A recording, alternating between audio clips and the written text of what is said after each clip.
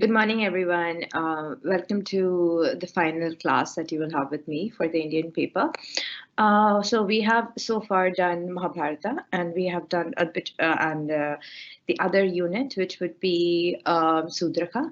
And I hope that you all understood Sudraka and it was all clear to you. So the last unit actually, which I would be doing, is the readings that you have, which I think is your unit 5, and in that unit we have some essays really. And first thing you need to understand for those who have not really seen the syllabus is that these essays are not literature, as in they're not like they're not stories or whatever, like as we're doing. So they are essays. They're like critical literary essays. So there are essays that comment on what a certain thing would, like, a particular topic. Okay, so there are 4 essays, I think, or 5, and I think I am doing 2 of them. And out of those 2, what we have to just make sure is that you sort of understand what they really are. So the first one we are doing is Natya Shastra, which is by Bharat Muni, and I had already talked to you about what Natya Shastra is a little bit in the first in Sutrakas, when we did the first class on Sutraka, and I just gave you some ideas on what it really means, and I will sort of go through. I will not go over all of them, but I will go through some of them.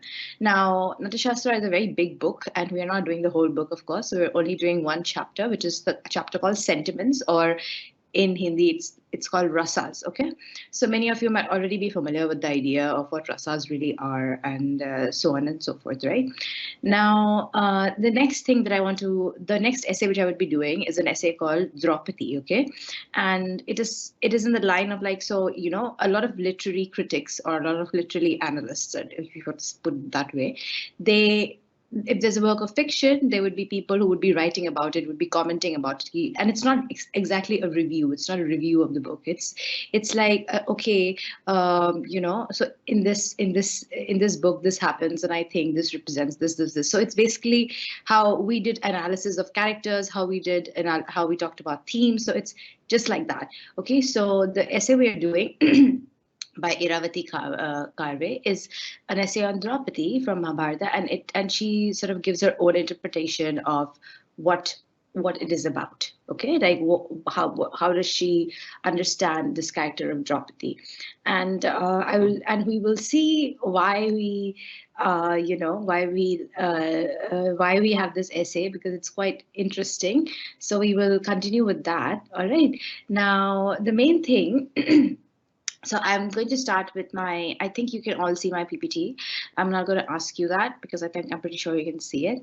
So today we are going to spend at least the first hour on, maybe a little bit more on Natya Shastra, because it's longer, and then we will spend around the rest of the class on the other essay. And if we have time, I will take questions. So you can keep asking. If you have any doubts, you can just start asking your questions. And as always, as I keep telling you, that these questions have to be relevant, have to be associated with what is being taught in the class, and not something which is like, ma'am, I want to be added in a WhatsApp group and things like that, because I honestly am not the person for this. Okay, so just without any further ado, so as you can see the first screen, it's the title is Natya Shastra, and then we have Draupadi. Okay, so what really is Natya Shastra? And the word Natya Shastra, of course, comes from a Sanskrit word meaning Natya, and then the 2 words put together, Natya and Shastra, and it is a Sanskrit treatise on performing arts. Like, now, performing arts are basically things that you performing arts is basically that things like drama. Drama is the major performing art, and then it would be things like even dance. Like, dance has an which has a story behind it, not like any random dance or something. And then, of course, even you can also call it music, which is a performing art. Performing art, like, what is art? So let's say writing a book is also art. Like, you're doing Bachelor of Arts, right?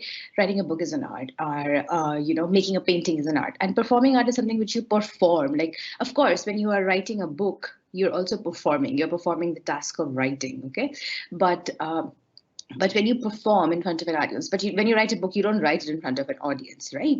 But when you are doing something, when you're doing the art, okay, in front of an audience, so they can see it, that becomes a performing art, okay? And the text is attributed. And now I'm saying, why am I saying attributed? As in, like, why we are saying that, oh, this text, ये शायद भारत मुनि ने लिखी होगी. We say the word attributed here because we don't really know if he has actually written it, and I will come back to it later. And it's actually the first complete compilation, because just like Mahabharata, there are many versions of the Natyashastra. काफी में काफी सारे variations हैं, and we don't know कि exactly original कौन सा, and it's very difficult to say कि what was the actual original, because it's such an old book. It's such an old book that we don't know that कितने लोगों ने उसे change किया, कितने लोगों ने उसे edit किया है, and so on and so forth. It's just impossible to know, right? And when I say a Sanskrit treatise, it basically means that a treatise is basically that a treatise on performing arts. It basically means that it talks about how performing arts are really performed, like or how should they, first how they are performed and how should they be performed, okay? So it's something which tells you how performing arts should be done. In this treatise is something which tells you how things should be done. In this case, it is specific to performing arts. All right. Now the book has been written around like we don't know exactly again when it was written because it's so old. So the first complete version is supposed to be sometime around, like, there's a 400-year estimate, and it was written either 200 BC के बीच से 200 AD. All right, so 200 BCE to 200 BCE. So it was written sometime around in between this. So, and I know it's a 400-year kind of gap, but then it's still, we cannot put an exact date on this. Just like when we did Sudraka, just like you guys must have done Shakuntala, we don't know the exact date. Some of the other critiques, and historians are also say that it could be, in fact, even there's a whole gap of 1,000 years, so which is 500 BC to 500 AD. All right. So now, and just for those who are not aware of this, so the word you see CE, so BCE is before Christ, and when you say CE, that is actually AD, what we used to call AD before. Okay, now it has been changed. All right, now. What is this text about? This text contains 36 chapters. So of course we are not going to do the whole text, and it's not in your syllabus, so don't worry. And it has a culminative of 6,000 poetic verses. So the poem, the text is actually written in form of a poem, like a really, really long poem, and there are around 6,000 poetic verses. And what do? They just basically describe what performing arts are. All right.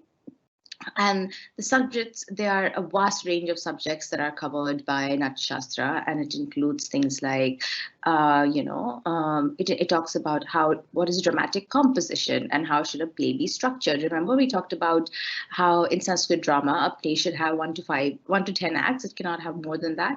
That's why then, and how a stage should be constructed, and what kind of a theater should it be. So remember, I also told you in the class for Sudraka that Indian Sanskrit drama, Indian classical drama had a closed theater, meaning that you would be inside. It said that it should feel like a cave so that you're not affected by the noises and the visions from the outside world, and so that you're completely immersed in the drama, right? And this is very different from your typical Greek drama, which is open air, which is amphitheater, right? Now, we already talked about it. Then genres of acting. So what type of actings do you have? What type of plays do you have? So we talked about the Nataka, we talked about Prakarna play, which was time of Shudra plays. Body movements, meaning that how you move your body can symbolize certain things. All right. Then the idea of what you're wearing, makeup and costume is also very important. Then the roles, what is the role of an art director? What should they be aiming? Then how should the music be? What music instruments should be used? And how do you how do you integrate music with with performing with art, right? So which basically means that if you have like a text to watch, and something like you're trying to you're trying to watch a play, and then it has music in it. So how do you incorporate music in it? Because you cannot just do it in like just randomly add a song, like as we have in movies. It needs to have a meaning. Like why are we having this particular song? Why are we having this particular dance? Okay, now. So basically, Natyashastra can be termed as something which is and like it's an ancient, you can call it an ancient encyclopedia. It's an ancient encyclopedia on what performing arts should be. And even now, and even after like thousands of years, it is still continues to influence what we mean by how we see Indian dance and music and other literary traditions. All right. So it's not that because it's a very old book, we don't care about it anymore. It's still very, very relevant, and we still look at it, what it has been said, how dramatic arts, how performing arts should be. All right. So, Natyashastra is basically the author is basically unknown. We don't really know who he is, and the Hindu tradition, and and we think that it has been written by somebody called Bharat Muni, okay, like sage rishi, all right. And some of them say that, oh, this work is not written by one person. Many people, several people have contributed towards it, but many other people disagree, because they say that the way it is written, it does not look like बहुत सारे जनों लोगों ने लिखा है. It seems like the style of writing it looks like it is written by one person. So, and then we think that this one person is Bharat Muni. We're not 100% sure. All right. It is also the oldest surviving ancient work. Like, it is the oldest surviving ancient work on performing arts. Now, when I say oldest surviving ancient Indian work, it does not mean the oldest in all the fields. It is the oldest work which talks about how performing arts should be. All right.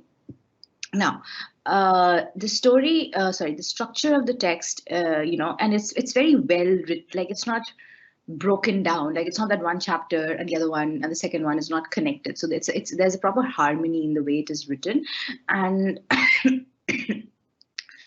and it talks about various aspects of theater arts, and they're all divided into different chapters. All right, as I already said. The and he starts with saying that what is the history of drama, and how drama was invented, how drama started. Okay, and he gives a very mythical genesis. He says that this happens, like, it has a very divine beginning, it has a very divine starting. Okay, and he says that, talks about the history. He says that it was developed, or it was invented, and it was created by gods. Okay, that's a divine beginning. Right. Now, then he talks about the role of different Hindu deities in various aspects of drama. So he would talk about, oh, this god does this. He brings in this aspect in the drama. He brings in that aspect. So we don't need to get into that. And he talks about doing a puja, and this is basically like on the stage, like, so, and every time you start a play, you always do a puja, because remember how it's always like at least in many Hindus believe that if you are if you're starting something new, you should always pray before that. So it's just sort of telling that. And then then the first thing he describes is a Tandava dance. Like, so for those who are not aware, Lord Shiva, he does a Tandav dance, and the Tandav dance is said that it is believed that, when Shiva does the Tandav, it destroys, it can destroy the world. Okay. And because it is also a form of dance, Bharat Muni, or a form of performing arts, Bharat Muni starts with this. All right. And that's one of the things. Then he also talks about the theory of rasa, and then rasa literally means juice, and we will come to it later. And of bhava, which means emotions. And then as I already said, he will focus on expressions and gestures, and then acting techniques, and then just how you should be standing. So it's extremely comprehensive. It covers a lot of things. All right. So now, Natya Shastra, we are going to be, going further. Yeah, so I'm just sort of looking at the chat, and again, there are a lot of irrelevant questions in it. Anyway, so Natyashastra basically, it praises what it really does. It says that what dramatic arts should be, that it is a comprehensive aid, or rather it is a comprehensive guide for you to learn what is this to be, what is it to have a proper behavior, what does it mean to have virtue, what are it teaches you about ethics in the society, it teaches you about morals, the right morals you should have. It shows you things like courage and love and adoration or respect or devotion for the divine. All right, so the idea is that it's just not a means of entertainment. It is also also a way of learning. It is also, drama also teaches you. And what does it teach you? As I just said, about proper behavior, about being a moral person, about being a good person, and so on. Okay, so the contents of Natyashastra are in part theatrical manual, right? Because it talks about how theater should be done, how you should be doing performing arts. It is also part of philosophy of aesthetics. Aesthetics, as in, like, what does aesthetics really mean? Like, what is the job of aesthetics? What is the definition of aesthetics? So it also partly touches upon that. So and then when it says that drama ka kaam ye hai, drama ka kaam logon ko educate karna hai, it is not just about entertainment, then you can say it touches on the idea of some of the aesthetics, all right? And then there is part mythological history. Okay, so it's about some of the things, because remember he says that drama, like he explains the invention of drama through mythological stories, and it is part theology. Theology basically means study of religion, and of course the Nat Shastra is very deeply interwoven with religion, because he talks about how, of course, he says that drama itself was created by gods, and then in many instances he also refers to gods in like what the gods contributed and what certain things mean, and things in terms of drama. Okay, so it covers all these basic aspects, but the main thing on the paper and in your face, the first thing that you realize about Natyashastra is that it is basically a theatrical manual. All right, now the text extends its reach into asking and understanding the goals of performing arts, right? So what it really means is that it will tell you, it will ask you, or it will explain you that what should be the aim of performing arts, what should the performing arts trying to be doing, all right? And similarly, what should be the nature of the playwright who writes the performing arts, who writes the play, and what should be the role of the artists, and how should they act a play, and what should they keep in mind when they act a play, and also the spectators. Now, it is very important for this drama, like for Bharat Muni, that the spectator are of a certain type. Okay, so when we were studying Shudraka, I told you that how he said, like, how very unlike European classical drama, where everybody had access to drama, like anybody could go watch it.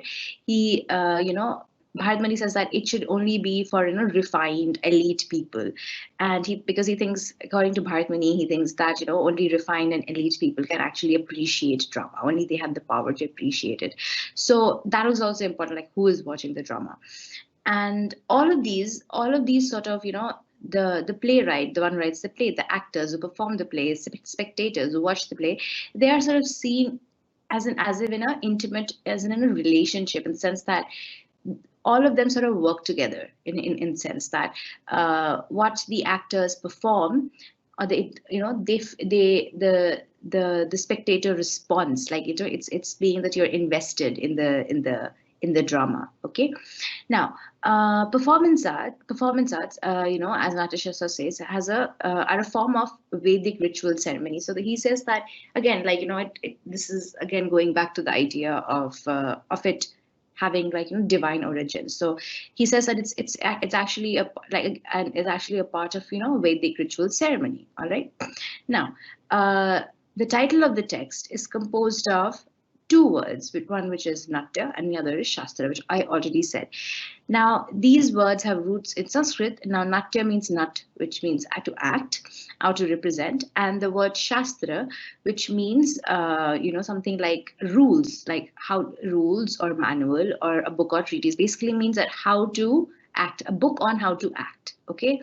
And the word of Shastra is generally used as a suffix. Suffix is something which you add at the end of the word in the Indian literature context for knowledge and in a defined area of practice. All right.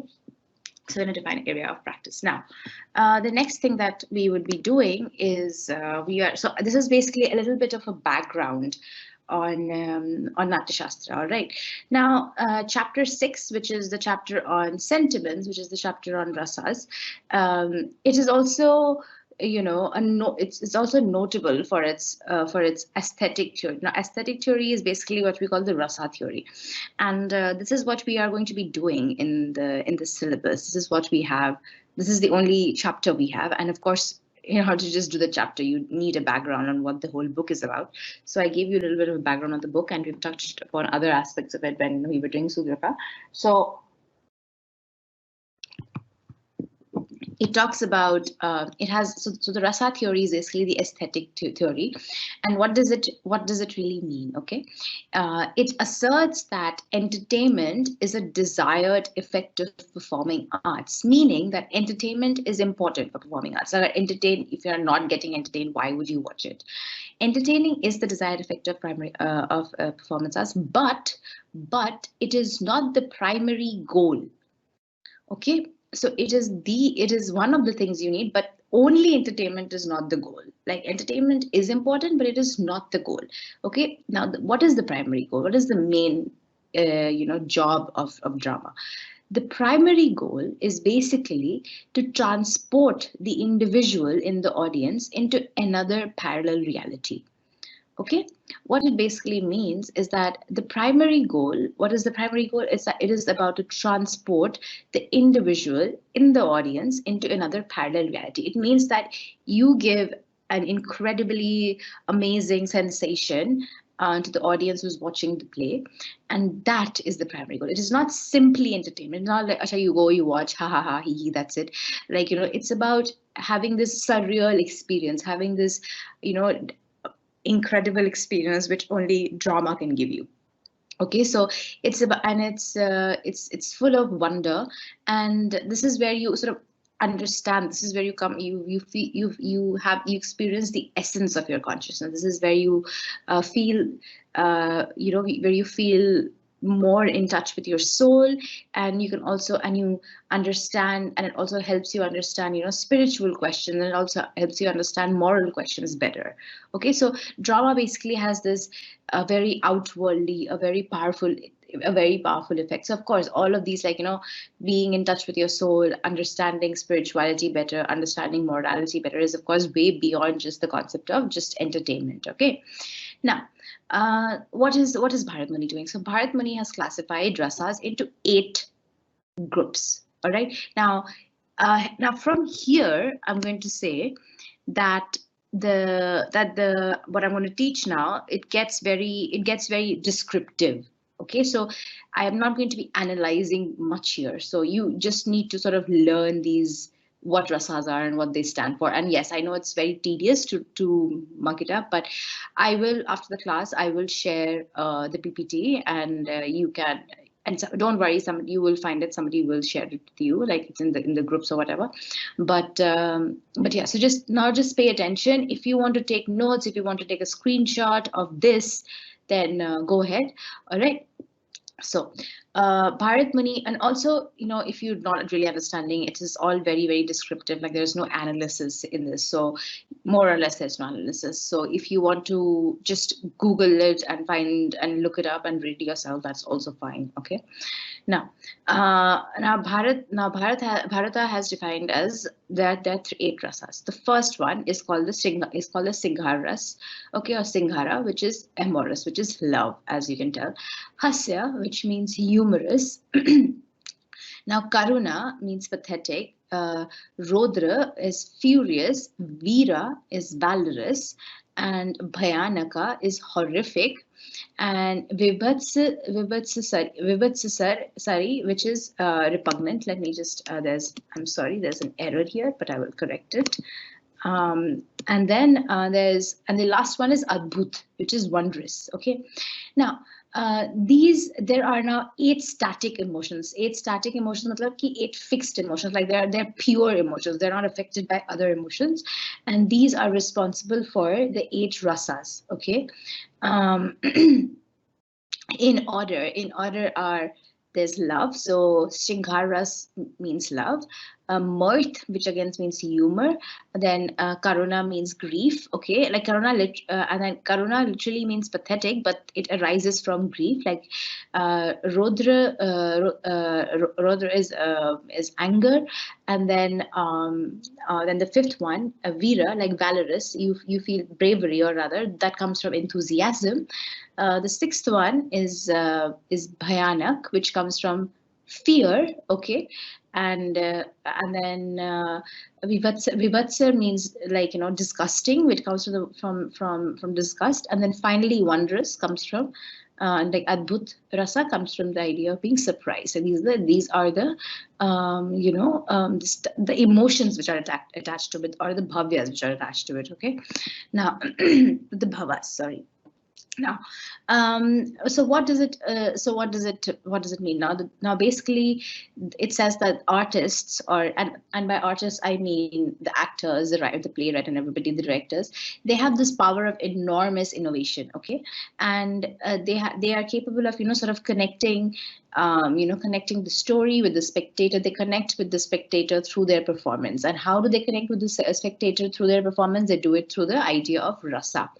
Okay, and rasa, as you all know, it means essence, or it means juice. Okay, and when I say juice, I don't literally mean orange juice. It means like your essence, like the juice of your the essence of your soul. Okay, of your personality. Okay.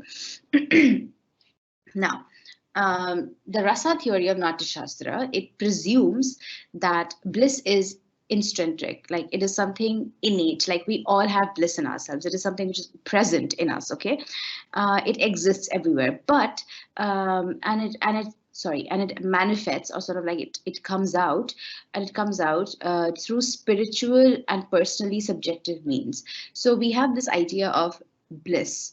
Okay, of technically, it's very difficult to explain what bliss is, but it could be satisfaction and peace. Okay, you find peace, and you're satisfied, and you find peace. Okay, and it says that it can come out through spiritually, like when you pray to God and so on, and through other subjective means, and you can experience bliss by other personal means. And this could be, and it says other personal means because it could be anything for anyone. Like it could be done in different ways. All right.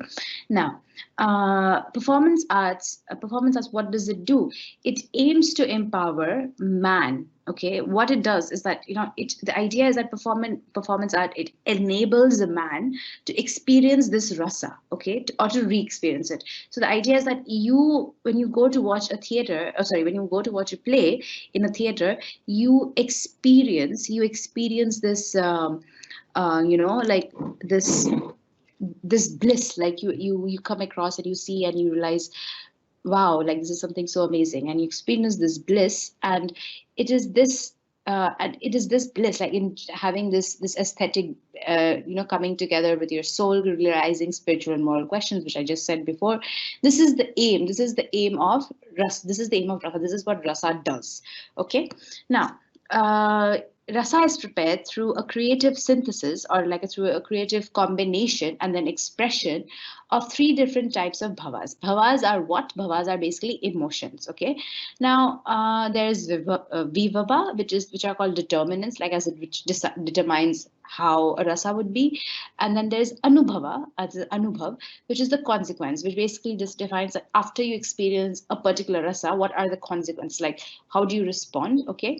And then you have this very complicated word, which is the vyabhichari vaba, which basically means that it is a transitory state. So when you move from vibhava to anubhava, there is a transitory state, right? So there is something which leads to a rasa, and then that rasa leads to a reaction. So what leads to the rasa is vibhava, and then what leads to the reaction is the anubhava. And in that process, like of course you don't go cut from vibhava to anubhava, right? So there is a transition process, and that transition process is called the vyabhichari bhava. Okay. Now, in the process of, moving on, in the process of emotionally engaging the idea, now how do you do these transitions? So how do you go from vibhava to anubhava and so on? So these are done, like these bhavas are done through the act of rasa. And as I already said, I already outlined the 8 rasas before, but don't worry, I will keep coming back to what rasa means. Okay. Now, in Indian aesthetics, you might wonder, why do we have this really weird word called ras for this? Like, why? So ras, as I said, it means juice, essence, or even taste. And we use ras because it's sort of like, it captures the soul. It captures it basically means that capturing the essence of, or the main part of something. Okay. So what it really means, again, like, it talks about how it it basically connotes a concept in Indian arts, or it sort of depicts a concept in Indian arts about the aesthetic flavor. Aesthetic flavor matlab like how pleasing it is, how nice it is, okay?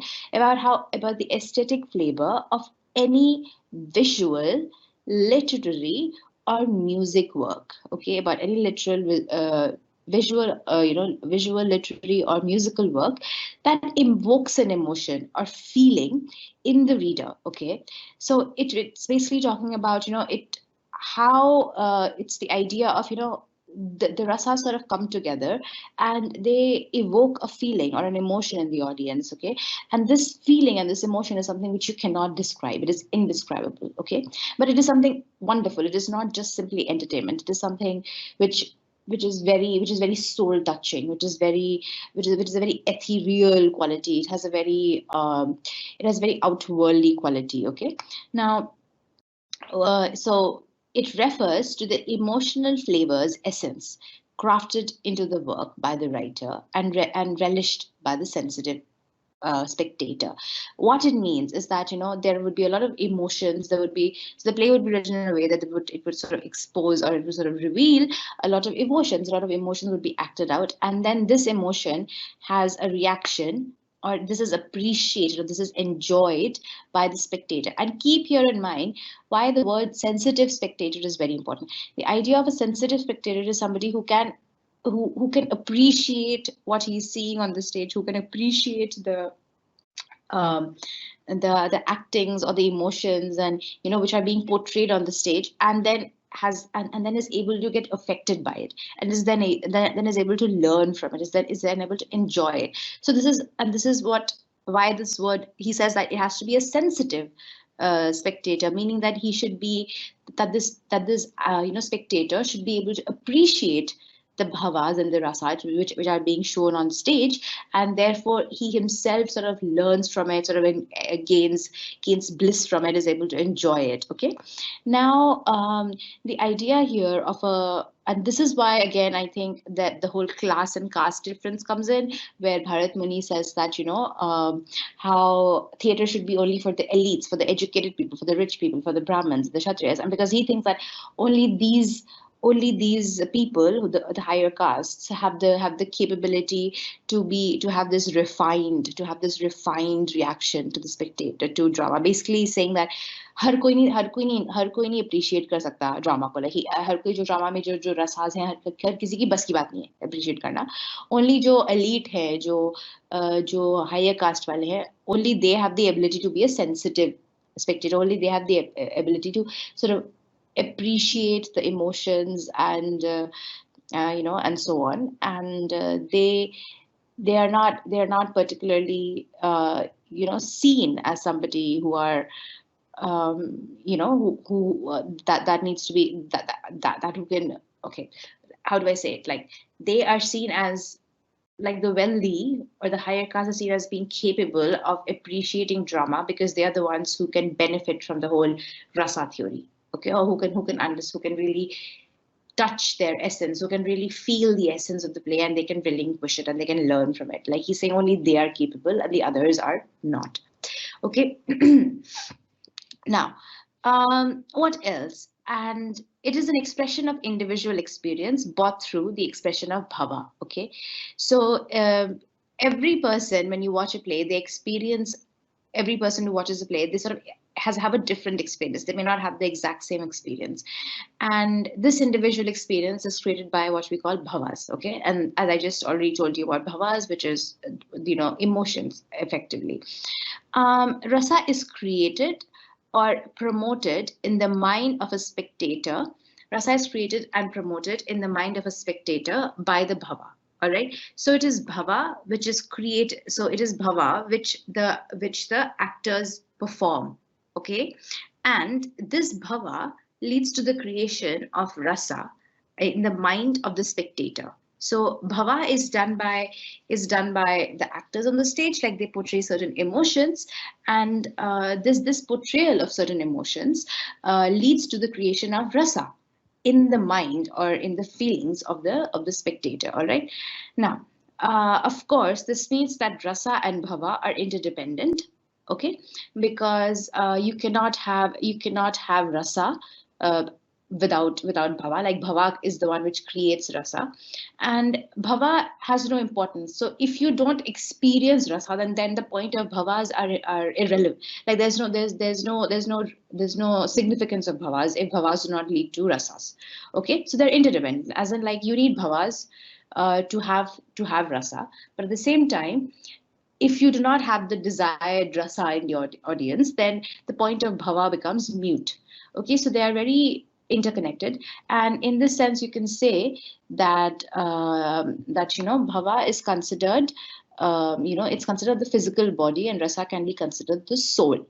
All right, and again, as I already said, bhava has no meaning in the absence of rasa. It has no point in the absence of rasa, and bhava, just to repeat it again, it has these emotions which are represented on the stage during the performance, and this emotion leads to creation of rasa, which is basically like it sort of translates into the emotional state of experiences in the mind of the spectator.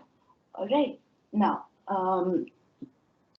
we are looking at rasa, and then now rasas are also subdivided. So every rasa, we talked about 8 rasas, and all of those 8 rasas are further subdivided into further categories. Okay, so first is of course Singhara ras, which usually is the favorite ras for everybody. It is the love. It is the Singhara, the love rasa. And these are also sort of divided into further categories. So even within rasas, there are further categories. So the first one is this sambhoga rasa, which basically means the union. Okay, which means the union of the two lovers. And then on the other hand, you have the vipralambha, which means the separation. Okay, it is a separation, and then these two rasas are sort of acted in different ways. They are played out in different ways. And in what different ways? So the action of the play would be different. The costume, nipatya, that would be different. And the vak, the speech would also be very different. Okay. Now, then we have hasya rasa. Now, hasya rasa actually has 6 divisions. So first is smita, which means like you smile very gently. Then you have hasita, which means just your normal smile. Then you have vivasita, which is basically laughter. And then you have upahasita, which means laughter with ridicule, like you're laughing to make fun of somebody. Okay? Then you have apahasita, which means uproarious laughter, matlab ki jor jor se hasna. Okay? And then lastly you have ati hasita, which means convulsive laughter. Now, the difference between uproarious laughter and convulsive laughter is basically that uproarious laughter is like you're just laughing very loudly.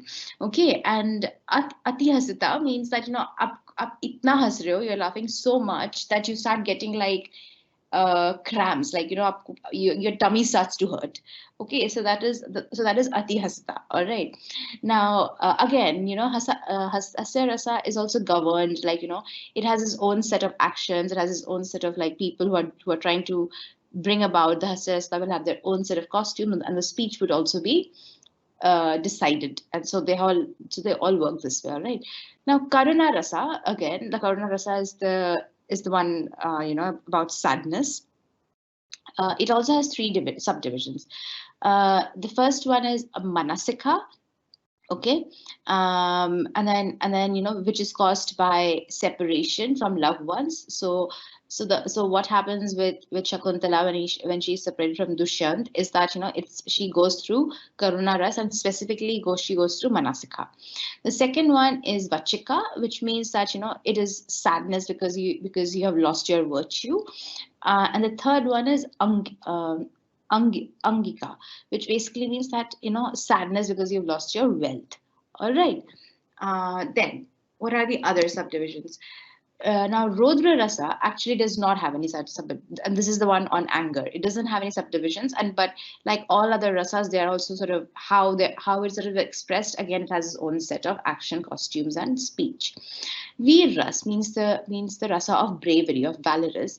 It has three subdivisions, which is Dhanavira. Dhanavira means heroism and charity. Okay, so for example, in the case of Sudrakha, Charudatta, who's a very charitable man who helps everybody, in a way he's a hero, and he can be put into the category of Dhanavira. Okay, then you have Dharmavira, like heroism and virtue. Like Dharmavira would be that the one who is brave in following their virtue. So this would be, let's say, the characters of Mahabharata. That this would be the Pandavas, heroism and virtue. And the final one is the Yuddhavira, the one who is heroic in war, the one who is heroic in fighting. And again, Yuddhavira examples are many, many, many. Like all the Pandava brothers, they fight very, very, very bravely in war. Similarly, even in Shakuntala, there are parts where towards the end where Dushyant goes and fights a war, or even in the beginning we are told that he's very brave and he's protecting the sages in the forest and so on and so forth. So heroism in war, Yuddhavira, is actually the most common type of Veer Rasa. Okay, then you have Bhayanak Ras. Bhayanak Ras is the horrific one. Okay, Bhayanak Ras also has three subdivisions. One is fictitious horror. Fictitious horror matlab fictional horror. Okay, Vyaja. The second one is the aparadha. Aparadha means when you commit something, when you do something very wrong, and then you're so scared ki, oh shit, I did this wrong thing. Okay, and you're scared, like if you steal something, and then you're worried that, oh, mujhe police pakad ke le jayegi. So that's now Vitrasita. Vitrasita is horror due to fear complex, meaning that कि आप basically डरपोक हो or as in like आपको कुछ चीज़ों से डर लगता है, like let's say you see a spider and you're very scared of it, so that. Okay, now Vibhatsa Rasa also has two subdivisions. One would be the Suddhaja, which is basically the exciting, and then you have the Udvegaja, which means the inflicting. Okay, so basically the exciting means that it is created by seeing something disgusting. Sometimes like you see something like a disgusting insect, so you see something कुछ बहुत ही गंदा type आपको दिखता है, then you're like, and that it's disgust, but it's also like, sometimes you kind of want to see something disgusting because our brains are wired like that कि मुझे पता है कि ये बहुत गंदा लगेगा, but I'll still look at it, and that excitement of like, oh, I'm ready to be disgusted is basically what you call Suddhaja. And then the other one, inflicting, means that it's just, then there are some things which are so disturbing that you don't want to, that sort of really affects how it is, which would be like you look at blood and it sort of really affects your brain and you want to look away, or you look at like human body parts and that sort of makes you really nauseous, and that has a different kind of an impact on you. Okay, now Adbhut Rasa, the wondrous, which is the final one, we have the Divyaja. Divyaja means the exquisite, as in like you're seeing something really unique or something really pretty, and that's when you experience the Adbhut Ras. And the second subdivision is Anandaja, which means the pleasurable, like you are having such a pleasurable time, and it's so beautiful that it's wondrous and pleasurable, or it's wondrous and beautiful, basically. Okay, Now, all these rasas, now there are, out of these rasas, there are four independent rasas, meaning that they are not dependent on other rasas, while there are some rasas which are dependent, as in like, what it means is that कुछ rasas ऐसे हैं जो अपने आप में exist करते हैं, okay, like उनको और कोई रसा की जरूरत नहीं है, while there are some, while the other four rasas, they are dependent in the sense that कि they can only exist, like these rasas can only exist अगर अगर एक दूसरा रसा है तो, okay. Now what do we have here, like, so let's say the four main ones are the amorous, okay, the singharas, and that's what it is, and then the valorous, which means viras, and then you have the furious, which is krodha, and then you have the repugnant, which would be what, let me see, would be vibhatsa, which would be yeah, vibhatsa, right? And then so these are the main ones, all right. And interestingly, we do not have the idea of and these four rasas, they are, for example, the hasya rasa, so the humorous is dependent on the amorous, so the hasya rasa is dependent on the singhar rasa. The pathetic, as in the karuna rasa, is dependent on the furious rodha, and I don't know why, it seems like a weird, very weird combination. And then the wondrous is adbhut ras, vibhutsa rasa is sort of dependent on viras, okay, and the horrific is dependent on the repugnant. So the idea here is that some of the rasas are independent, so when you are watching a play and you can experience some of the rasas on their own, but there are some other rasas, for example, the hatsya rasa can only be experienced if you are experiencing, if you're already experiencing the singhar ras, all right. Now, as I know this seems like a lot of words, and it seems very confusing. And this is actually the page number and the chapter number, अगर आपको किसी को देखना है तो, but I don't think this is really necessary. Okay, now what is according to Natya Shastra, the goals of theater are to empower. Okay, guys, just to give you a very quick heads up, we have 4 more slides left on Natya Shastra. So if this is the time to ask questions, please jump ahead and you can start asking your questions. I already see a lot of questions in the chat, but so I will get around to them, and I will, because it's not going to be a very rushed session today. We don't need so much time. So I will take the questions on Natya Shastra now, after I finish Natya Shastra, and then I will move on to Draupadi, okay, like, or Iravati Kave's interpretation of Draupadi. Now, okay, so these are and then according to Natya Shastra, the goal of the theater is to empower aesthetic experience. So rasa is basically the aesthetic experience, and what is the goal? It is not entertainment. It is basically to empower this aesthetic experience and to deliver emotional rasa. Okay. Now, the text states that the aim of art is manifold, as I already said. So you will see a lot of repeating ideas, but these are the main ideas, and this is what you really should know. The text states that the aim of art is manifold. So art is not just for entertainment. Art is not just for giving you pleasures, it's not giving you bliss. It also is supposed to teach you, it also is supposed to instruct you, it's supposed to tell you how to be a better human. It also helps you connect, feel closer to the divine. Okay.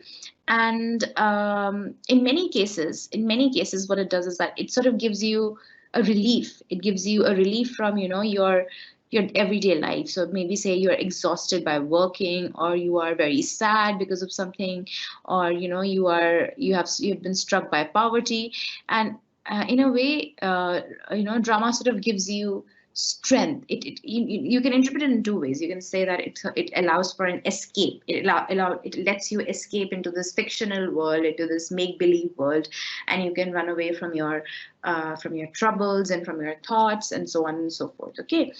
But at the same time, it also sort of enables you to understand yourself better. It also helps you to deal with your pain, with your struggles in real life better. So firstly, let's say you are extremely overworked, you're sad for some reason, and let's say you don't have any money. Well, if you don't have any money, you technically cannot watch theater, but anyway, you know, you can't afford it. But so it just means that you go and you watch a play. For some time, you forget all about your pain and misery, and it's not just that you forget it.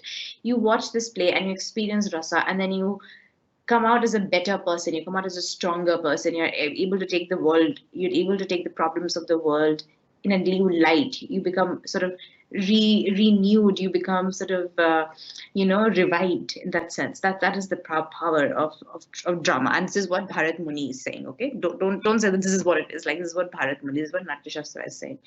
Okay, now the success of an artistic performance is not measured by the review. So of course, like, you know, now in today's world, everything is a review. We see how many stars a movie got, right?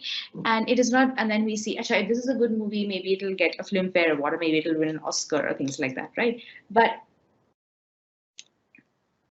post time pay, we did not used to have these things, okay? And the time it's being written, like thousands and thousands of years ago, it's not being written. And only when it is performed, you know, and only when a good play is basically that when you are performed with very skilled precision and with a lot of faith in your own work, like you are very devoted to drama as an actor, as a playwright, and you are fully concentrated in it. And only when, you know, when the artist does that, he is able to have the audience get emotionally absorbed into the art, and he's able to completely immerse, like you forget about your surroundings, you're completely immersed in the drama. And this, if you're capable to do this, and when the audience is completely immersed, it leads to immense joy. Okay, you feel, you experience joy, you're happy because you're able to experience rasa. And when a play is able to do that, that is considered a good play, and not reviews, and not your and not your you know, and not awards. All right, that is the main purpose of the play. And if the play is able to do that, able to let a spectator experience rasa, that is what which really matters. All right, now rasa and the colors of duty. So every rasa is associated with the color, you know, with a particular color. And that's also because, you know, colors also have meanings. Colors are also associated with emotions. All right, so and also every rasa has a presiding duty, meaning that this rasa is sort of like, you know, belongs to this god or this goddess. And again, like as I already said in the very beginning, that Natya Shastra is not just a book about you know, it's not just a book about performing arts. Like, we are not just talking about how drama is. We also touch upon a lot of other things about aesthetics. So we talk about philosophy of aesthetics. We talk about theology, which means religion. And here you see that that religion is very, very deeply interwoven in understanding drama. Like, he keeps going back to gods when he's talking about drama. So so religion is also a very important part of Natya Shastra. And this is one of the examples, because he says that every rasa has a presiding duty, or deity. And there's also and that is also associated with the color. Okay, so Shringharas, of course, and just to sort of remind you, because that's why I put all of this again here, is that it is about romance, love, and attractiveness. Okay, and the presiding deity is Vishnu, and the color is light green. And you might find it a little bit strange. You might have been expecting it to be red or something like that, but that is not really true. The color of romance is actually light green. Now, Hasyaras, again, laughter, mirth, comedy, and remember, Hasyaras is dependent on Shringharas. It's not an independent rasa. Its presiding deity is Shiva. Again, a very unique thing. You would say, why Shiva? But don't worry, because Shiva is also the presiding deity of many other rasas. And the color is white. Rodh, and this one is fury, anger, and again the presiding deity is Shiva, which is very interesting because the Hasarasa, which is the opposite of Rudra, is also has a presiding deity Shiva, and even this one has a presiding deity Shiva. Color is red. Now this you might realize that, and a lot of times the color of anger is also represented as red. Okay, Karuna Ras, which means compassion and mercy, its presiding data is Yama. Yama is, I think some of you should know, Yama is the god of death. Now, if I'm wrong, you can just correct me, but I think Yama is the god of death. Okay, and this is the color gray. And why color gray? Again, this is quite interesting because usually, when usually like the idea of emotions, when we connect it to color, the color gray means that you are very sad, you're feeling very melancholic, and and that would be, and the skies are very gray, like when you see gray skies you think, oh, this is so depressing. So things like that. Okay, now Vivatsa Rasa, which is disgust and aversion, here again the presiding deity is Shiva, the color is blue. This also makes sense because it also sort of connects with the idea of, you can connect the idea of Vivatsa with Rodh or anything, like you can be angry and be disgusted at the same time, right? Now Bhayanak Ras, which is horror and terror, again its deity is Kama and the color is black. Now of course this makes sense because Kama is the god of death. Bir Ras is the Ras for heroism, and the presiding deity is Indra, okay, the god of the skies, and the color is saffron, which is again a very interesting color. And this is also one of the, now just to give you a little bit of a just for you to something to think about. Colors are basically like, so the Indian flag, right? And there are actually quite a few interpretations of why we have those colors. So whatever you've been taught in school, that is not the only interpretation.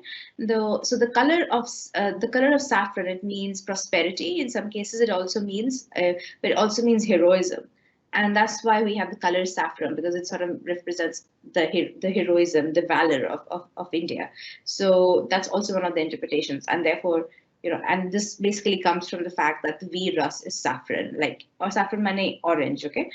And the Adbhut Ras, which is wonder and amazement, the presiding deity is Brahma, and the color is yellow. Okay, now moving on. Now there is a ninth rasa. Now be very clear that the ninth rasa was not added by Bharat Muni. It was added by later authors, and it's called the Santam Ras. Okay, and the Santam Ras basically means peace and tranquility. And the deity of this ras is Vishnu, and the color is perpetual white. And it is very significant that this says perpetual white, means that it never changes. Like, it's not off white, it's not yellow white, it's not black, it's perpetually, it's completely white. Okay, now why do we have because Santam Rasa was not something which was introduced by Bharat Muni.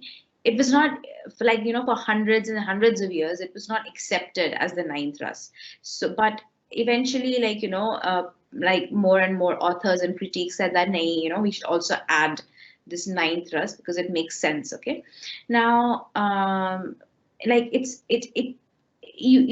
very heavily debated that should we count the Santam Ras as the main ras, but nowadays everybody says that there are 9 rasas, not 8. And maybe some of you were even wondering that why is ma'am saying 8 rasas and she's not talking about the 9th one. That is also because the 9th rasa is not a part of the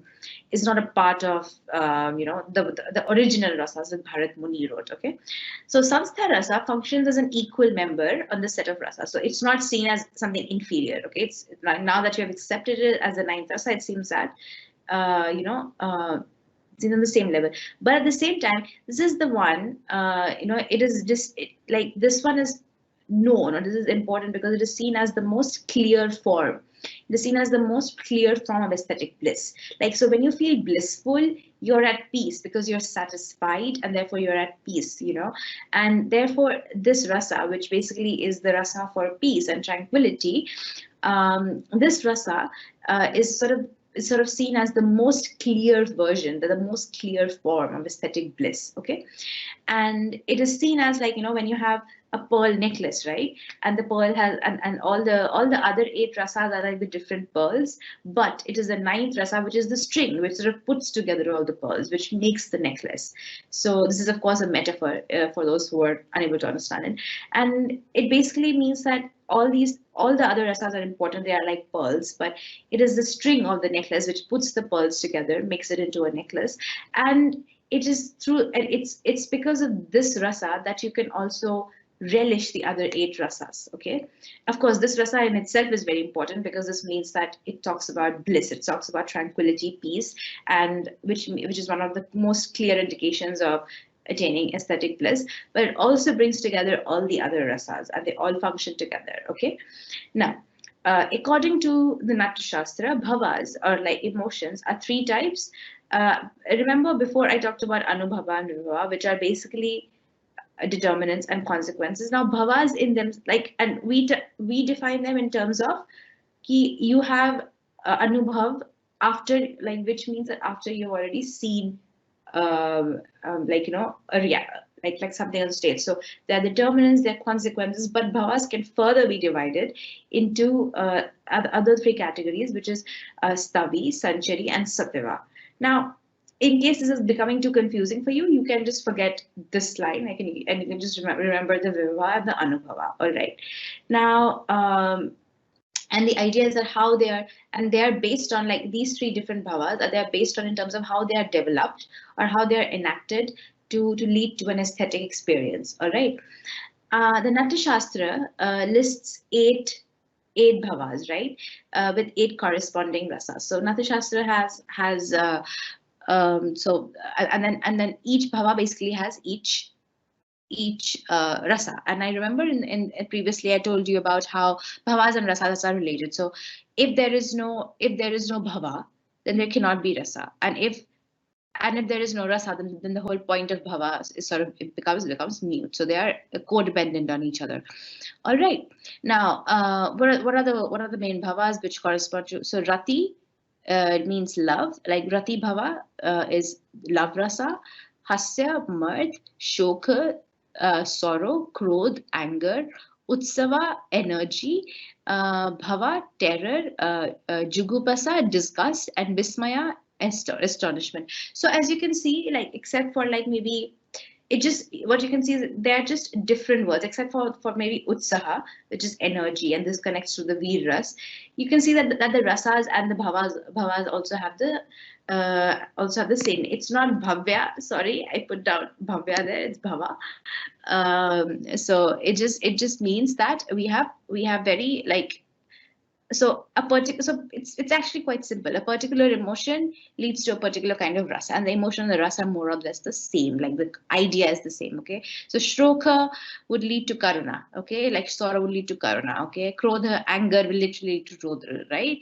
The utsaha is the only one which is slightly confusing, which means that it's when you are feeling energetic, that's when you have heroic rasa. So just that, but rest of it, as you can see, they sort of literally correspond to the rasas they are supposed to lead to. Okay, now I am now going to conclude your Natya Shastra. I know it was very, very heavy on a lot of descriptions. There's a lot of words for you to learn and to see, but just don't like, don't get stressed out about it, because we all are. Usually you do not get questions about ये बताओ कि कौन सा रस किस पे independent है. You will not get questions about like what is the colors related to rasas and stuff, but it's just good for you to know, because this is what it is in the chapter, and you will most likely have open book exams. And even if you, and we, like, from what I understand, I don't set question papers, so don't ask me. It's not me who's setting the question paper. The idea is basically that you should understand what really Natya Shastra is, and the main thing, and that's why, like, now we are in the conclusion. Okay, so what are we really concluding here is that, okay, where did it go? Yeah, is that according to Natya Shastra, a rasa is a synthetic phenomena. Synthetic phenomena means that कुछ चीजें synthesize होके एक चीज बन रही है, okay? And the goal of and it is the goal of any creative performance art, such as oratory or painting or literature, okay? Now, basically, rasa is basically something that you have this expression rasa is something that, it leads to an aesthetic experience in you. It leads to an emotional experience in you, okay? That is what rasa is, okay? Now, rasa can be seen, is basically a relish that of an elemental human emotion. Basically, what rasa is, that basically you relish, you enjoy a particular human emotion. And this could be love and pity and fear and heroism and mystery. And you can say, ma'am, how can we enjoy fear? Well, think about it. Sometimes, why do you watch horror movies? And why are you watching horror movies if you're going to be scared? Even that is kind of a relishment, okay? And this forms a dominant note of a dramatic piece. So of course, rasa is something which is very, very important in drama. If there's no rasa, it's a failed drama. Like, it doesn't create rasa. This dominant emotion and like this rasa is sort of tasted, like, or rather felt, or its essence is felt by the audience, and it has a very different quality. It has a very different quality from that which is aroused in real life, okay? So it is something like, why is rasa? Because, this is very crucial for you to sort of realize that we are not, like, we are always experiencing love, we are experiencing fear and anger in our daily life, okay? That is not rasa, okay?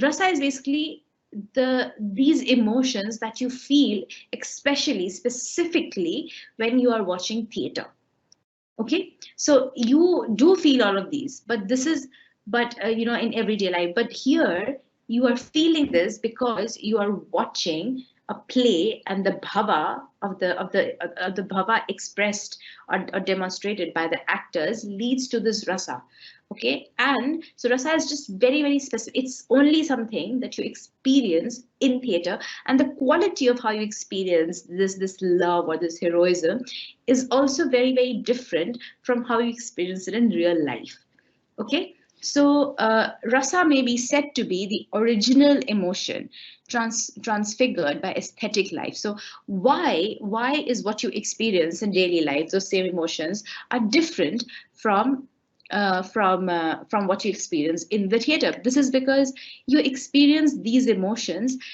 within an aesthetic setting. You experience them aesthetically, and how are you experiencing it aesthetically? This is because the theater is doing it for you. Okay, now rasas are created through a wide range of means.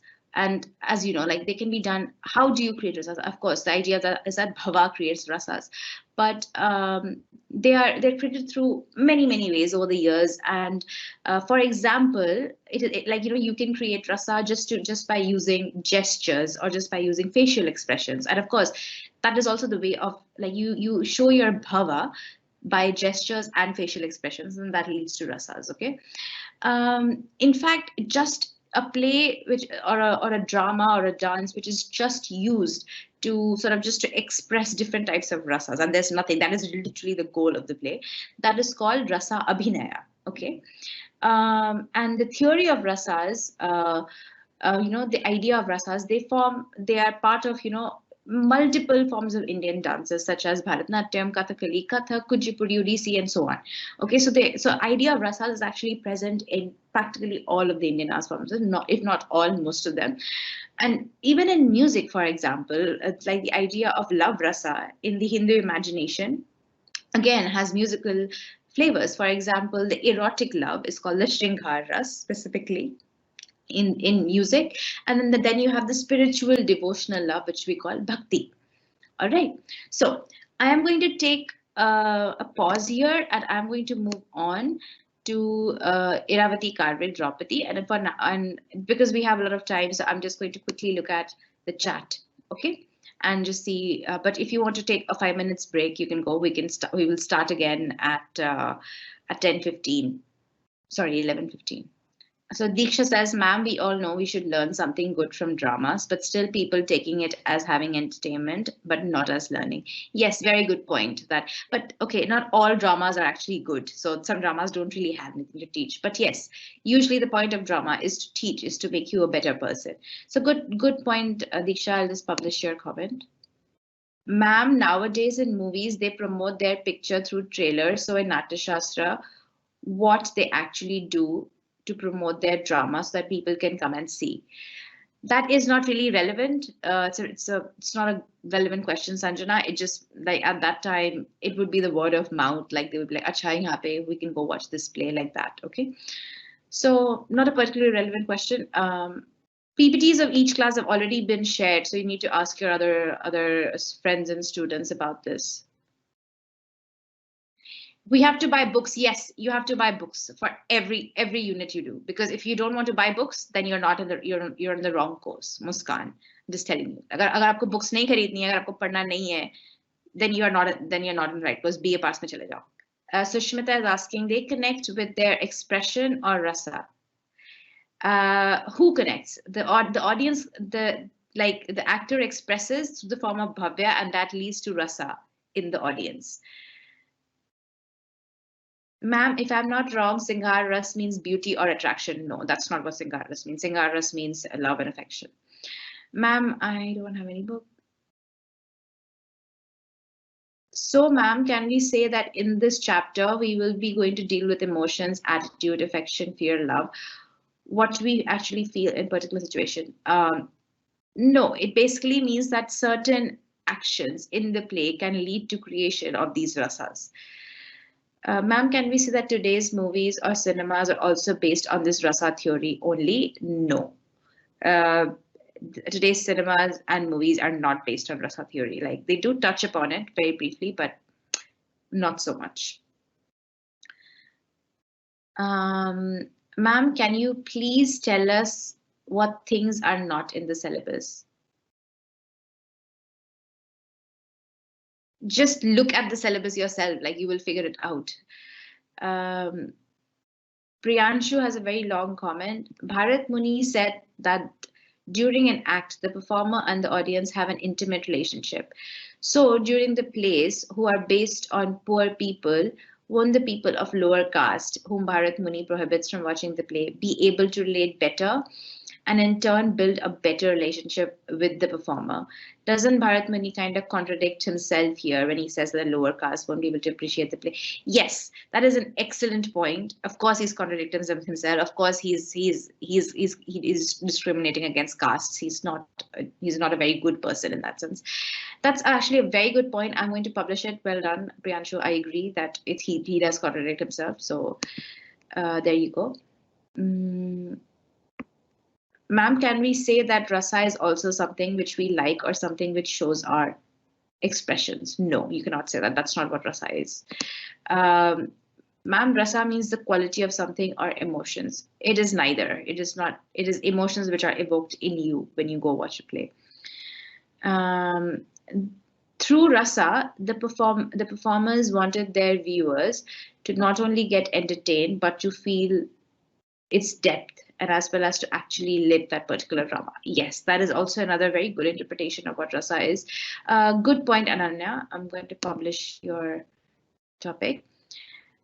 Sensitive spectator means someone who can connect himself with the drama and can feel all the scenes of the drama. Yes, like not feel all the scenes, but sort of like experience rasa through those scenes. Okay. Yes, so Simi says that, but ma'am, rasa is not a kind of language which only, but ma'am, rasa is not the kind of language which only understand by the educated people. Rasa is a kind of feeling and affection, emotion, so everyone can understand that language. Yes, you are right. Like that is a good interpretation if you want to give it. I'm publishing it here. My question is the rasa, which is right now. Okay, how is that a question? Ma'am, can we say bhava is a state of mind or sentiment like the shlokas of Bharat Muni, and rasha is kind of emotions that come from the soul? Not really, Simi, but I would not suggest that you say that. Ma'am, Shringar Ras means love, so it's between the lovers, husband and wife, but can also keep love for children or parents in this category. Yes, you can do that. You can keep love is love. Like it doesn't necessarily always have to be romantic, but usually Shringar Ras is understood as something romantic. Ma'am, can we equate the Bhayanak Ras to the grotesque? Yes, you can, Zafar. That's a very good question. Uh, what rasa is pathetic, Karuna ras? Ma'am, is it necessary to build the subdivision of the rasa as they're not mentioned in the book? No, you don't have to do it. If you don't want to, you don't have to do it. Um, what is the relationship of God? So every god is supposed to be the ruling deity, like some sort of like the headmaster of every rasa, like put it that way. Which rasa is the most important one? So there are four independent rasas. Okay, so there's the Karuna ras, there's the Veer ras, and there's the Rodh ras, and there's the Vibhuts ras. So those are the most important ones. And it's also in the slide, so you can take a look at it again. So, ma'am, can we say that Natya Shastra is the connecting soul with the skill of acting? Yes, good point, Mohita. Ma'am, Natya Shastra is the name of the. God, some of these questions are just so.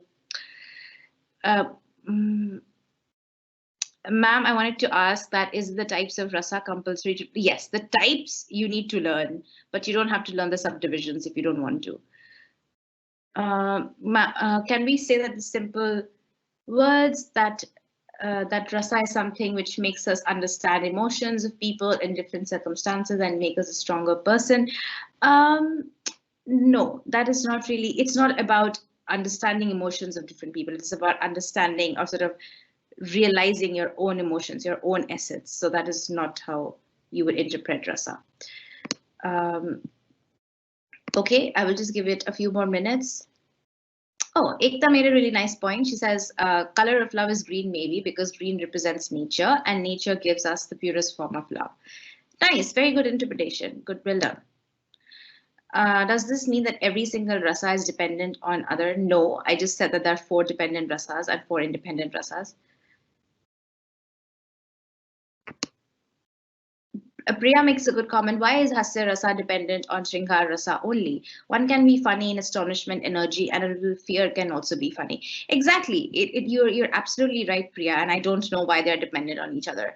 So, but then this is just what Bharat Muni is saying. This is not. It's not the ultimate reality. Okay. So very good point. Mm.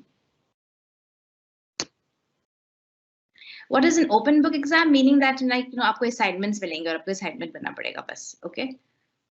Can you experience rasa when you're reading a novel? Absolutely, like that. But it's very subjective. I enjoy reading novels. I can experience rasa while reading it.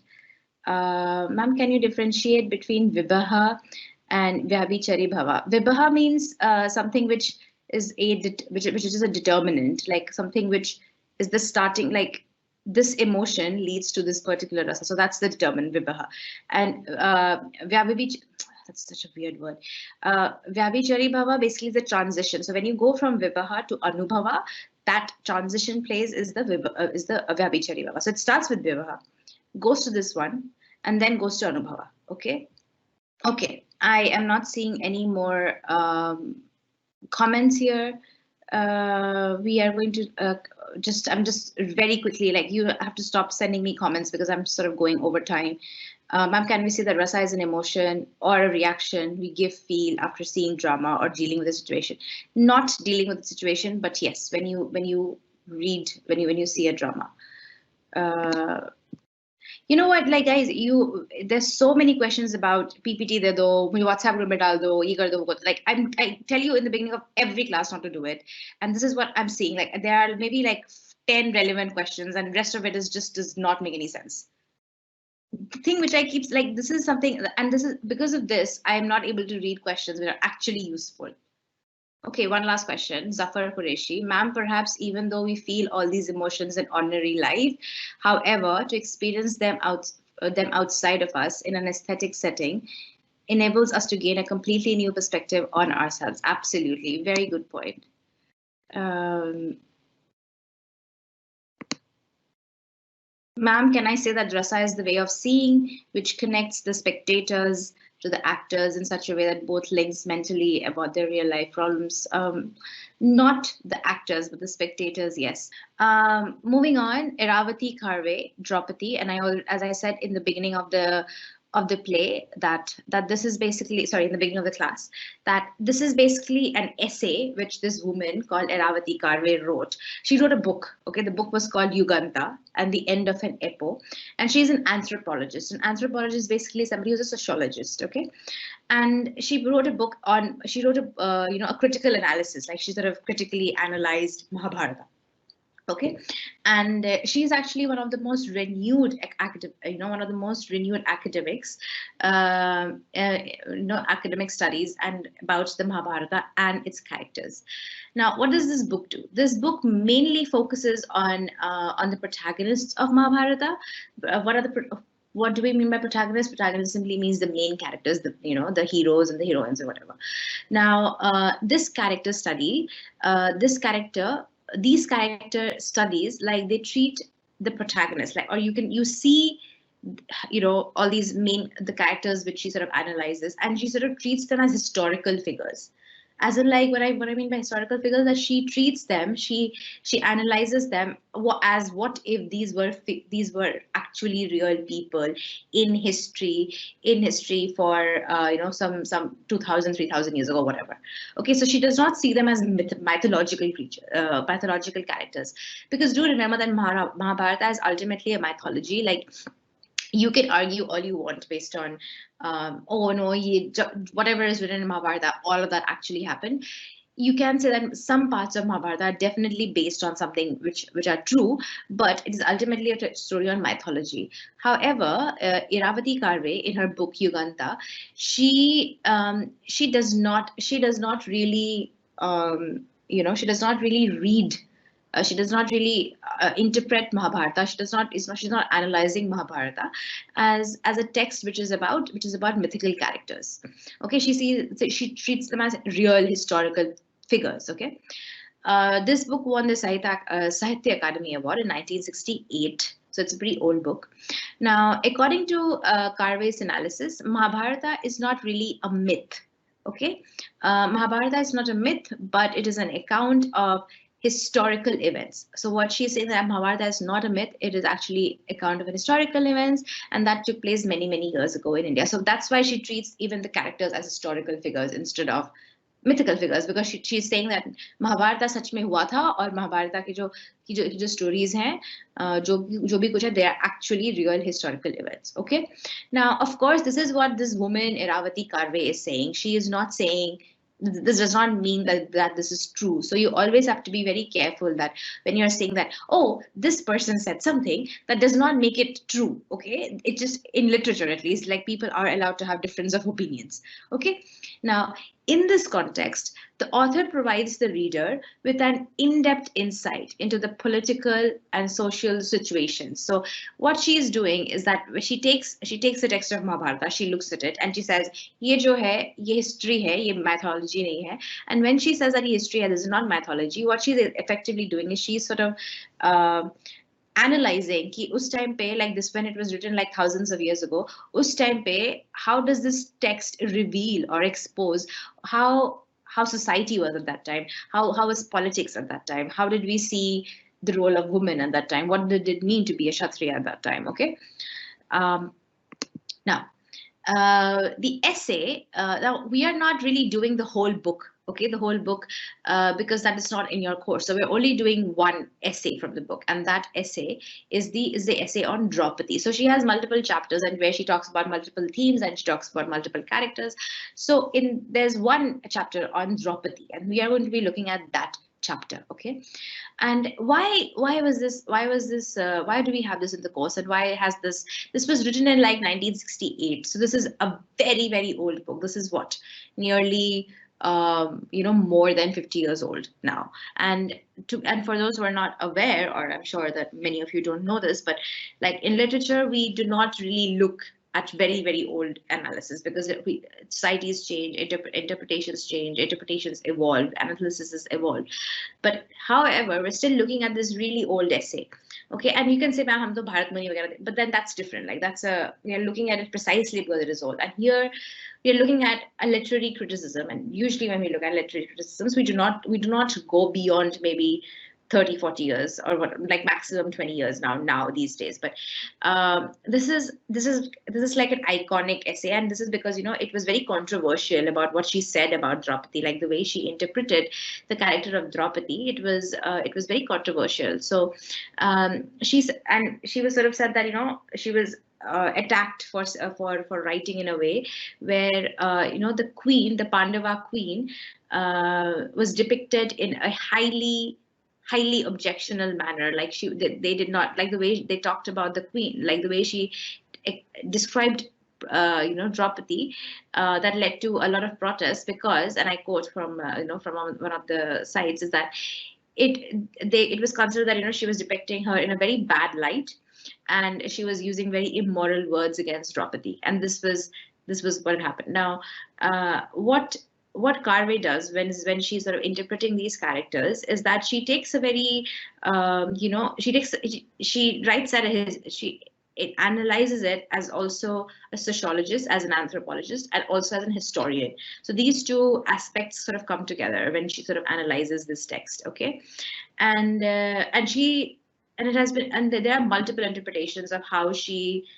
There are interpretations about her interpretation on Draupadi. And this is what you're really doing. We're interpreting how she has interpreted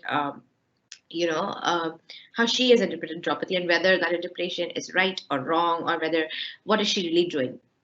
So basically what she does is that she dismisses for those who are unaware or have not really figured it out, the character of Draupadi from Mahabharata, she is seen as this feminist figure. She's seen as courageous and bold and powerful, and she's not like very damsel in distress. She's not a very typically, of course she's not what we would call feminism today, or what we would term feminist today, but she does show, but she's not completely silent, and she's not completely subservient. So for those who remember, when we talked about Mahabharata, remember she asks these two questions. She says that how can you answer me, that how can you say that does she asks two questions, remember? So she says, जब उसको लाया जाता है उसके चीर हरण के लिए, in the court after Yudhishthira has lost her in the game of dice, she says, if Yudhishthira has already lost himself, if he's already a slave, how does he have rights over me to lose me as well? And then she also says that even if he's not a slave, even if he's just my husband, how does a husband has a right to put his wife on bed? Like, he doesn't owe me. Like, how can he do this? So the fact that she's raising these kind of questions in a society which was nearly 2,000 years old, which was extremely patriarchal. So because of it's one of these reasons why Draupadi is seen as this character of Shakti, and she's seen as this, like, this proto-feminist, this feminist kind of a character. Okay, and what Carvey does is that she just rejects the idea. She says that no, I don't think that Draupadi is some kind of a proto-feminist, or that she's some kind of a Shakti or goddess figure. I don't believe in that. And so she basically just saw her as being just as dependent and just as subservient to all other men, and in a patriarchal society. She says that Draupadi is not some unique character. She is just like any other woman who is dependent and subservient on men. Okay. Now, her analysis of this crucial episode is basically, this analysis where she says that, where she's analyzing the scene where Draupadi is getting humiliated, and this is when she poses the question of dharma. Remember, and I just explained the question she had posed. If you don't remember what we had learned in the previous class, she says that Draupadi is basically a pretender. Like, she's trying to be somebody she's not. She is trying to ask all these questions about dharma, that how can my husband put me on a bet, how can he gamble me away, and if he's already a slave, if he's already gambled himself away, does he have the right, whatever. So she's asking all these questions related to dharma, right? And she says, and Iravati Kavya says that Draupadi is just a pretender. She is just trying to talk, she's trying to speak about dharma and things, and she doesn't know about these things. Like Draupadi has no right to talk about these things because she doesn't know what dharma is. So वो कैसे बात कर रही है? Okay, so that's basically the point here. And then she suggests that she should have, instead of, and she said that instead of, like, screaming and shouting about dharma, Draupadi should have just shut up, and she should have just cried. She should have begged and cried ki मुझ पे दया करो, मुझ पे, like, pity me, please don't, sexually molest me. And she should have just, cried for, please don't, embarrass me and humiliate me. And that would have been more in line. That is what she should have done as a Kshatriya woman, is what Karve is saying. And of course, this led to a lot of backlash. A lot of people were unhappy that how can Karve say this thing? But there is a reason for it, and we will come to it very soon. The main, so first of all, what she does is, like, this is not the only description of Draupadi. So she talks about Draupadi in a very nice, like, she explains what Draupadi is like, or how Draupadi is in very beautiful detail. Like, she talks about her agony and also her failures and her successes as, a daughter, queen, a mother, a diplomat, and a great supporter of her husband's, because she's also a great administrator. Because remember, it was in Independentrasas, and even later on, it was Draupadi who was sort of handling all the finances for her husbands, because the husbands would go on, they would go and they would fight a war, or they would go on, traveling and things like that, and to conquer something and whatever. And here she is. Here it is very specific that she is living a certain type of.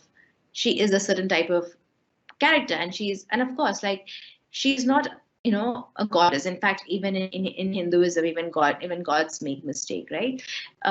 Here, like, Draupadi is sort of, the way Karve explains how Draupadi is, she is portrayed as this very real character. Like, she makes mistakes. Okay, she has failures. She's also good. She's also bad, because nobody is completely good and completely bad. So you have shortcomings in your character, you have difficulties in your, you can't be completely perfect. This is what Iravati shows. Then as you all know, what really happens in Mahabharata, she was won by Arjun, right? So in the Swayamvara, Arjun wins her, right? Actually, she kind of, technically, she doesn't win her, she chooses him. Uske baad, what happens is ki after the Swayamvar, जब अर्जुन उसे अपने घर पे लाता है, तो for those who don't know this, but this is, I'm assuming everybody do, that जो पांडवा की जो mother होती है, Kunti, and she's also a very important character in the play, because in the story, because she has some important roles to play, but we will not get into it because we are not doing Kunti right now. So when he comes home, he says, mother, look what I won, look what I bought. And she says that जो भी लाए हो आपस में बांट लो. Okay, and because they are very, like, again, because of the Kshatriya code of honor. Remember, I talked so much about how Kshatriya code of honor hai, Kshatriya code ke honor ko follow karna hai. The Kshatriya code, and according to the Kshatriya code, you must always obey your elders. And see, this is why jab उनको invite करते हैं, जब कौरवा जब धृतराष्ट्र से invitation आता है कि come and play the dicing game, Yudhishthir knows कि this is not going to lead to something good, like there's something bad is going to happen, but he cannot say no, because firstly, as a king, he cannot say no to another king's invitation, and secondly, because Dhritarashtra is much older than him, like he's his uncle, you cannot say no to an elder. So this is basically what really happens in this case. For example, जैसे कि like, again, this is Kshatriya code, like, अगर आपकी mother ने कुछ बोला तो आपको वो करना ही पड़ेगा. So ultimately what happens is Draupadi ends up getting married to all 5 of the brothers, and again, here the question of feminism sort of rises, that Draupadi ने इन लोगों ने तो अपना क्षत्रिय कोड फुलफिल कर लिया कि उनकी मदर ने बोला और उन्होंने कर दिया क्योंकि वो क्षत्रिय है, they must obey their mother. But what about Draupadi? Because Draupadi से तो किसी ने पूछा नहीं कि do you want to marry all four of them? नहीं, उससे नहीं पूछा। Like it's she did not have the authority to make a comment. All right, so this is just one of the examples that shows that women did not have the power, did not have any kind of power, did not have any kind of, in fact they were just seen as properties that ki tum, like chalo ek saal ke liye she will stay with Yudhishthir, then the next year she will stay with what is the second one, who is the second one? Bhim, and then Arjun, and so on. Okay, now the idea here is that ki now many of the critics say that जो ये कुंती ने जो बोला था कि Draupadi is kind of like what would I say, like when Kunti says that Draupadi is like Draupadi, like this whole thing that whatever you bought, share it. Some say that this was actually done intentionally, like Kunti ko pata tha ki Arjun has bought a wife, and she intentionally says it because she wants to make sure that if the Pandavas are married to a common wife, then they will always remain united. Okay, so they will not separate, and this is what Kunti wants. She did not want the Pandavas to get separated, okay, at any point. So then moving on, like throughout there is evidence, like when you read Mahabharata, that a woman is actually allowed. It's actually allowed to have what do I say? Is actually allowed to have like multiple like sexual relationships with as many as 3 men and apart from her husband. Basically meaning that if her husband is not able to make her pregnant, she can have sex with like 3 other men, like as many as up until 3 men to have a child. Okay, so this was allowed apparently. Now, however, in Draupadi's case, she is married to 5 men, and with all 5 men, she's had a kid. So it's not that ki ek husband ke saath bacha nahi hua to dusre. So she's actually married to 5 men, and because it's more than 3 men, she's labeled as like she's referred to as a prostitute or as a fallen woman, like as a dirty woman. And remember, even during the scene, like even the Chirharan scene, Karna mocks her. He says that, how does it matter if you're menstruating? How does it matter if you're not wearing a proper cloth? And you should not have a problem with us humiliating you or us taking off your clothes. You shouldn't even have a problem if you're naked, because because you are a fallen woman, you're like a whore. You have so many husbands. So how are you? Why are you acting so pricey at this time? Okay. Now, Draupadi Karve, and then continuing what else she does. So that said, she's also shown to be a great wife to all 5 brothers, and she has a unique relationship with all 5 of them. So every relationship she has, like of course her husband and wife, that is the relationship, but she has like a different way of sort of expressing her love and affection to each of the brothers. Okay, and with every brother she has 5 sons, and for those from every brother she has like one son each, and so she has 5 sons, and all 5 of them actually die in the Mahabharata. Okay, now, but the primary focus in this paper is also to see that to see the level of victimization that Draupadi faced. Okay, so of course, the level of victimization, you can say it starts from the very beginning, in the sense that she is sort of like she like even when she marries Arjun, and Swayamvara is basically like, the idea of Swayamvara is that the girl picks the husband. However, she technically was sort of, yes, she liked Arjun. It's not that she didn't like him, but her father had already told her that you need to pick somebody with whom I can have strategic a kingdom, like strategic partnerships or like alliances with. So it's not that she could have picked anyone. So she had to sort of, even though it was her choice, her father was like, acha, keep in mind that you pick somebody jiske kingdom ke saath mein acha alliance kar saku, and things like that. So that's one of the reasons why she liked Karna too, but she did not pick Karna. She ended up picking Arjun.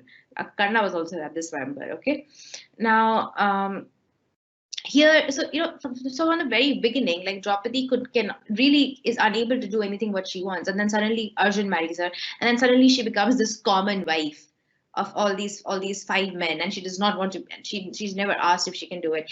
And then of course her final humiliation, or like her final disgrace is in the scene where her husbands are like, actually Yudhishthir, he treats her like as if she is his property, and he puts her on a bet and loses her. Firstly, why you cannot treat your wife as property? You can't just bet her away. So again, you can see her victimization there. And then once that is done, she's dragged into the stage, and then it's absolutely like, it's literally like sexual harassment. Like, they try to strip her off, they insult her, they humiliate her, and there are all these, like, and it's entirely happening in front of all other men. Like, there's no other woman in it, because she's dragged into into a chamber, into a hall where it is exclusively for men, and she's shamed, and her husbands don't really do anything. And you wonder, why are they not doing anything? Isn't it the Kshatriya code of honor to protect your wife? But then they are not doing anything because they are now slaves. Like, they have lost their right to over protecting their wives. So now, of course, the idea is like, what is more important, your honor, your code of honor for protecting your wife, or your or the fact that you as a Kshatriya are just strictly following Kshatriya rules, and you don't care what is happening to your wife. Okay, so now this is her victimization is like something which goes on over and over again. It's something which doesn't end.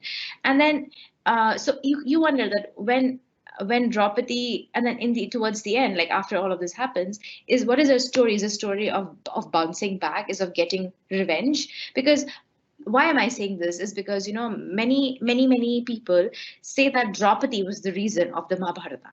They say that Draupadi ka cheer haran hua, or at least they were attempted, like, this attempt was made on Draupadi, and it is because of her that she vows, that she promises that I am not going to take revenge on all of you for putting me through this humiliation. And then she sort of keeps forcing her husband, she keeps reminding her husbands to sort of, like, mere saath aisa hua, you have to fight a war, you have to fight a war.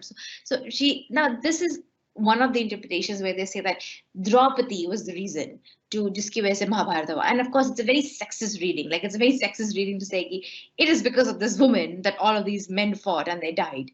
Okay, so and that is what Iravati Kave is trying to sort of like trying to also talk about. Okay, no, she was.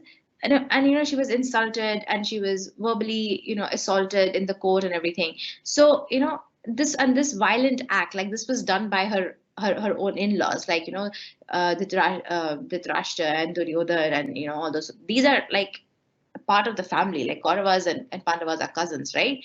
And her Chirharan actually happens in front of these family elders who are like Bhishma and Dronacharya, and they don't say anything. They don't stop it. And so she's extremely furious. She's angry that how are you silent? How did you not do anything? And it is this silent that you can say that it is the silence that might have planted the seed of the destruction which was about to come. And not only on Kaurava, to the entire clan, because many other people also fought, right? So the idea basically here is that Draupadi it was not so much that, of course, when that was also, it was not just the aspect of being humiliated in public. It was not just the aspect of, being embarrassed in public. It was not just that. It was also, it's about how nobody stepped forward to stop her.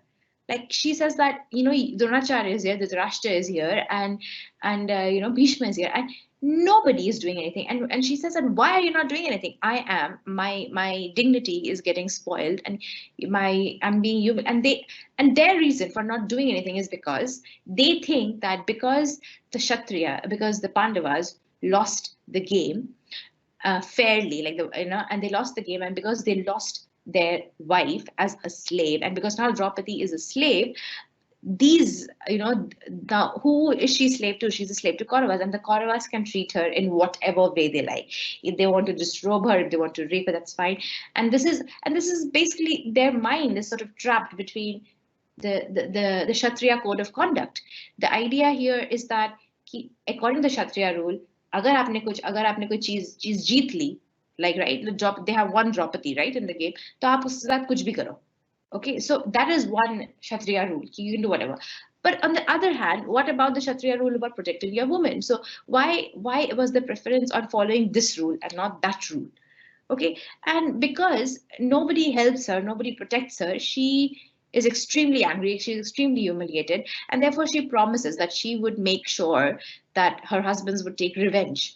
And of course, वो खुद तो जाके लड़ेगी नहीं, because you women do not fight in war, so she wants her husband to fight for it. And what she does, so जब जब उनको 14 साल के लिए उनको वनवास भेज देते हैं ना, right, like they're exiled, so they play the dicing game one time and then they play it again, right? So they play it twice, and then second time they again lose, and then they're exiled into the forest. And apparently, like this entire 14 years, she does not tie her hair. Like she doesn't tie her hair, because the idea is that she wants to remind her husband. Like it becomes symbolic that uske saath ye insult hua hai, and she will leave her hair open until her husbands take revenge on her.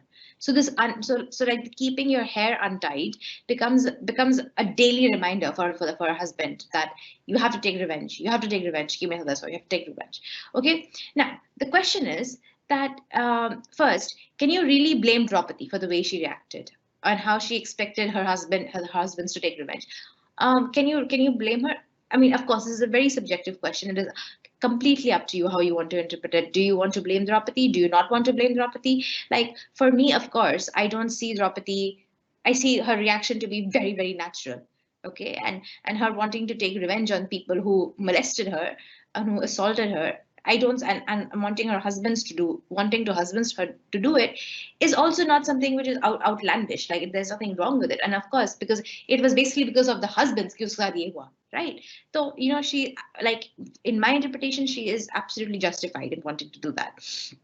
Now, and this is exactly the thing. And do remember that Draupadi is ultimately a queen and a princess. और अगर उसके साथ इतना बुरा हो रहा है, then imagine कि जो everyday common world में जो villagers हैं और उनकी जो वहाँ पे जो औरतें हैं, तो उनके साथ कितना बुरा हो रहा होगा. Okay, so like she is oh wait, she is portrayed like she has this very strong character. Like the fact that she goes, जब उसका शीशम होने को लाता है, होने को लाते हैं उनको, उसको they bring her to the sabha, and she asks these questions. So she is a strong character. And so therefore, and this is how she is in all different versions of Mahabharata, because remember I told you that Mahabharata के बहुत अलग-अलग versions है. She's always a strong character, and therefore she wanting revenge and wanting to fight back is not really unnatural. Like that is how it would be for a character like her. Now what Karve does is that Karve rejects the point that when they say that Draupadi की वजह से war हुआ. Now this is again a very sexist interpretation कि just blame the woman. कुछ भी बुरा हो तो just blame the woman, right? So Karve says that is not the case. Draupadi की वजह से war नहीं हुआ है. And she says that the root cause, like the main cause of the war, goes much like many years ahead. Like बहुत, like the problem of the war was when Dhritarashtra was denied the throne, because technically Dhritarashtra should have been the king, right? But usko king nahi banaya because he was blind, और उसके छोटे भाई को मिल गया. And that's why all the Kauravas are just so angry. They're like कि हमें मिलना चाहिए था, तो ये पांडु को क्यों मिला? Like we should have gotten it, and our father should have been the king, and now we should have been kings. So and this dislike, because Draupadi though came much later, right? Like she married the five. So from the very beginning, like there was this animosity between the Kauravas and Pandavas, and Karve says that had they just made Dhritarashtra the king because he was the older brother, as he should have been the king, or Pandu को नहीं बनाते, तो वहां से ही problem खत्म हो जाती. Like the problem started when Dhritarashtra को, even though he was the older brother, उसको नहीं king बनाया, तो वहां से प्रॉब्लम स्टार्ट हुई. नॉट बिकॉज कि ये द्रौपदी का चीरहरण हुआ और तभी उन्होंने डिसाइड किया वो, लाइक उनके बीच में झगड़ा, एनिमोसिटी बहुत पहले से था. Okay, now and this is also like and then she also talks about how patriarchal societies they deny the dignity of women, and it is also the case of modern society. So she's saying that how can you say you cannot say that this woman, that Draupadi was responsible for this war, because you, like, in this society, you don't even treat women with respect. Like, you don't treat them as human beings. You treat them as property. You treat them as some husband's property. You treat them as, you can share something like a toy. Like, this is what the Pandavas do with property, like as if she's a sexual object that you just share between your brothers. So if you don't even treat women with respect, then how are you making this argument? But a society where a woman is not even treated with respect, then how is it possible for people, for a woman to start a war? Why would they start a war for, based on what a woman says, when they don't even respect the woman in the first place? Okay, now, so therefore you can say that, it would be like, so towards the end, like, what you can say is that it would be unfair to say that कि द्रौपदी ने जो बोला था कि मैं revenge लूंगी और वो अपने बाल खुले रखती थी, it would be unfair to say that did not contribute, that did not lead to the war entirely. तो हो सकता है कि, because like, that is might be one of the reasons कि her husbands were reminded every day कि कि मेरे साथ ऐसा हुआ, मेरे साथ ऐसा हुआ. That could have been one of the reasons, okay? But it is not necessary. It is not necessary that is the only reason. It cannot be the only reason, because men do not give women utna importance so that they will go and fight a war. जब जब जब उनकी बेइज्जती होती है, जब उनको humiliate किया जाता है. Okay, and yes, so Draupadi nagging her husband for 14 years could have had an effect ki haan theek hai, we are going to fight a war, but that is not really the only reason. There are multiple reasons why men are fighting, and essentially the war is basically, for this whole thing about is, Kauravas want Hastinapur, and Pandavas now basically are just angry at at the Kauravas for sending them off to the forest. So it's that, like, basically the animosities between men, and they just want to, put all the blame on the woman, is basically what is happening. All right. Now, again, coming back to what I said in the very beginning, Karve really talks about Draupadi in a very reproachful tone. Like, she's very insulting. She says that, and it is through Draupadi's character that she sort of, shows her disappointment that the fact that, even women in our history or even in our epic, they are just there to, to fulfill men's pleasure, and women's own desires or women's own personality do not matter. What really matters is just men's desires and their ambitions and their want for glory and so on. Okay. Now this word has been repeated. I'm going to take that off, save it. This does not mean that, even though she says that, like, Karve is aware that, patriarchy is very, very dominant, and women are treated as objects. Women are treated as just objects for sexual pleasure, and all the world society cares about with मर्दों को क्या चाहिए, मर्दों के ambitions है, उनको, like, their desire to fight. That, now Karve acknowledges it, but at the same time, she, like, the way she writes, she says that, she is abusing. She thinks that, Draupadi's reaction when she was brought into the sabha for a Chirharan was not right. Okay, so she says that, starting an intellectual debate, like the debate about dharma, ki kya Yudhishthir kar sakta hai, between before a room full of men who clearly cannot do anything. Like, they cannot change the situation because they're all bound by the Kshatriya code. Okay, because Draupadi is now a slave, they cannot save her. So that's their logic. And so she starts trying to have a debate with Bhishma and Dronacharya, saying that, tell me what is right. Tell me, how can you say this? And Karve says that this was extremely foolish of her to go and demand answers in front of all these men, and she is acting like what Karve calls a lady pandit. Okay, she says that, तुम द्रौपदी जाके वहां पे पूछने लग गई ये सारे questions, but उसको पता नहीं है, उसको नहीं पूछना चाहिए था ये सब, and instead she just cried and begged for pity. Okay, now what it is now, so now what happens is that many people just interpret this. They interpret this as something which is seen as, oh, so this is what Karve thinks, that she thinks that Draupadi ko aisa nahi karna chahiye tha.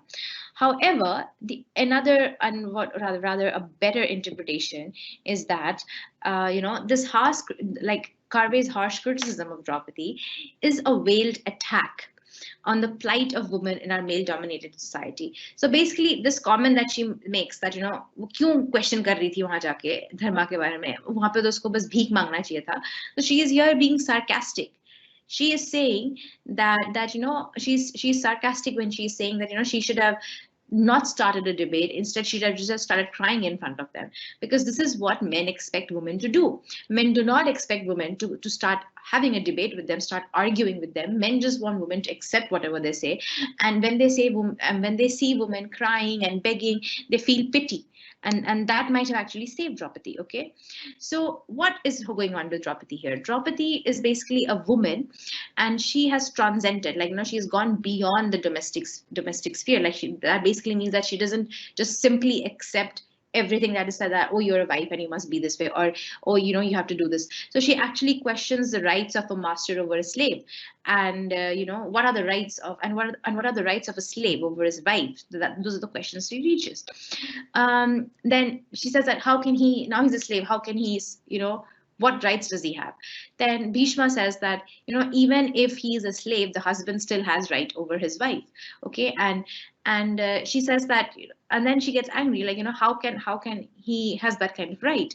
Okay, so so he says that let's say that had Bhishma has said that if he as her husband no longer has right over her, then that still does not make the situation better. Okay, on one hand, the idea is that if Yudhishthir is now a slave, and therefore but still, even as a slave, he has a right on his wife to turn her also into a slave. And let's say on the other hand, if he did not have the right, then even then her situation is equally bad. It's equally horrific, because she is now going to be an abandoned woman. She's going to be, because her husband is a slave, she is now a woman without a husband. And that is extremely, and the idea of abandoned wives, that is also extremely bad. It reflects, you are very low on the social strata when that happens. Okay, and the whole idea of returning to your father's house, that is even in this date, is not something which is considered good. Now Draupadi establishes herself as a rational being and challenges her patriarchal authority. She says that I do not the questions she's asking is actually very rational. Okay, and it is the men who act very irrationally, right? She's asking very rational questions. She's like, how can you do this to me? And so it is an insult basically when she starts to ask questions, that how, when she starts, it's an insult to the male superiors, because they do not expect a Kshatriya woman to act this way. Okay, they do not expect Kshatriya women to act this way. So that's why Karve says in a sarcastic tone, she says, and this is the last thing written, Draupadi was standing there arguing about legal technicalities like a lady pundit, when what was happening to her was so hideous that she should have only cried out for decency and pity in the name of Kshatriya code. So here what she's saying is that all these men, they just follow the Kshatriya code blindly, even if that means that their wife or whatever is getting shamed or humiliated. So she says that Draupadi ko bhi na, matlab, she should not have asked these questions, because asking questions about dharma will not have protected her. These Kshatriya men, they expect women to beg, to cry, so to be like, oh main bechari, mujhe bachao. So agar wo वैसा करती, which Kshatriya men expect, तो शायद से उसके साथ ही ना होता. So this is not a criticism really on Draupadi. It sounds like it's a criticism on Draupadi, but this is actually a criticism on just how the male society, how the patriarchal society expect women to behave. Okay. Now, when Karve calls Draupadi a lady pandit, as I just said before, it is able to express, it is who is able to express, her discontent. She's been called a lady pandit because she's able to say that how are you saying this is right, what kind of dharma is it? Okay, while all these questions, it doesn't really lead to anything, she usko koi bachata nahi hai, but she says that had she just cried out, had she cried out for help, then she would have probably been rescued by the patriarchal Kshatriya code Okay, अगर वो रोती तो फिर वो क्षत्रिय, then the Kshatriya men हो सकता है उसको बचा लेते, because the Kshatriya men, like, they take pride as protectors of women, as saviors of women. Okay, so they don't like women asking questions, they like women जो रोती हैं, बोलती हैं मुझे बचाओ, तो शायद से अगर वो करती तो हो सकता है they would have come and sort of protected her, because that's how Kshatriya men think. Okay, now this allows the audience to, you don't have to worry about the postmodernist bit. This allows the audience to view the Mahabharata as a social tragedy. Okay, like, this means that, like, basically that, you as a woman are not really getting, like, you are only appreciated, or you're only appreciated if you're subservient, if you're obedient, if you're quiet, and if you try to bring forward your own skills, if you try to argue for yourself, then you are discarded, then nobody cares about you, or nobody respects you. And Draupadi is also very intelligent, because she recognizes the social structure. She knows that her position as a queen has no meaning if her husbands are still slaves. And therefore, so when she is given the boons, right, when Dhritarashtra in the end says that, okay, I will give you 3 wishes, she asks for the freedom of her husband, because she's a very rational, clever, smart woman. She knows that usko apne husbands ko free karna padega, because otherwise she will not have the position of queen. Now, so finally, you know, it might look like she's the cause of the war, but she really isn't. You can say that she might be one of the causes, but she really isn't. And ultimately, she's a victim. She's a victim of men's egos, and how her husbands use her as treat her as an object. Okay, and she's also, and by asking these questions about dharma, she's able to make these so-called great men like Bhishma and Dronacharya uncomfortable. She's able to, like, raise questions about patriarchal authority and so on. And therefore, in this way, she really covers, or really follows, the role of a lady Pandit. Okay, and in the sense that, she is dauntless, she is clever, she's smart, and she does not play the role of a damsel in distress who needs to be protected and saved by a man.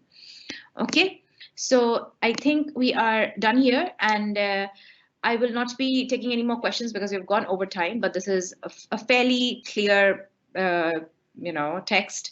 And I am going to, maybe I'll just quickly look at some comments, but usually I don't see a lot of relevant comments. So anybody who wants to leave, they can leave. We are like, I am done with the class, so you can leave. I'm just very quickly looking at some of the comments. That's it. Sonam says that if man can have multiple wives, no one objectifies his character, then why a woman can't have multiple husbands? Exactly, but this is just hypocrisy in the society, right? It's a patriarchal society. Ma'am, can we say that Draupadi was trying to speak on that concept that was still unknown as being a proto-feminist in that era? Yeah, you can say that.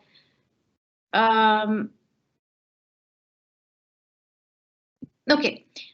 I just see, I'm just seeing a lot of questions on Mahabharata that I cannot really touch upon. They're not, I hope that it is clear. I really have to, we are over time now. And all the best. If you have any questions, you can just send me a direct message. This has to be questions about Iravati Karve. So just, if you want to send me a question, just send it to me on Microsoft Teams, and I will get back to you. All right. So everyone, good luck and all the best with your other remaining classes. I don't think I will be seeing you again in the European classical paper. I don't think I'm going to be teaching that. But in any case, all the best, and I hope you enjoyed all these classes. Hope it was helpful and you found it useful, and hope that it has sort of given you a good introduction to literature. All right, everyone. Bye. Good luck. Take care.